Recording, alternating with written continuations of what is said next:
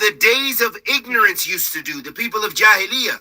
The people of Jahiliyyah, prior to Islam, especially the Jahiliyyah of the Arabs, they used to commit a lot of adultery and zina, and it was like a badge of honor. And losing the honor of the women in that respect. And, burying their children, their girls alive. What kind of sick disgustingness is this? That's Jahiliyyah for you. And all of these wicked traits and actions of Jahiliyyah, leaving them for the sake of Allah subhanahu wa ta'ala, because they pudad Islam. They contradict Islam. That's why they are Jahiliyyah and Islam is something else. Islam is perfecting our conduct and our character.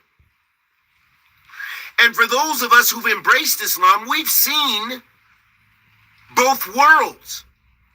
And you've seen, maybe even in yourself, or at least people around you, or people that you used to be around, how they used to have some of those negative and wicked and evil traits, and certain types of evil traits that were the norm, like backbiting is the norm. Even today, someone came to me, a colleague, and he, was talking about something, and then he whispered in my ear, because he was cutting my hair for me, and, it was some sort of backbite. I never heard him backbite before. And it's because we don't really hang out like that, but, it was at work, and he was cutting my hair, and something came up, and he actually, and I can't remember who it was about, anything, but he just quickly shot me with that dose. And it goes to show you that that's a lot of the norm. The politics, look at the politics in your workplace or something, and all the backbiting, all the eating people's flesh, and devouring that which is filthy. And one of the Salaf said, and I mentioned this athar early this morning.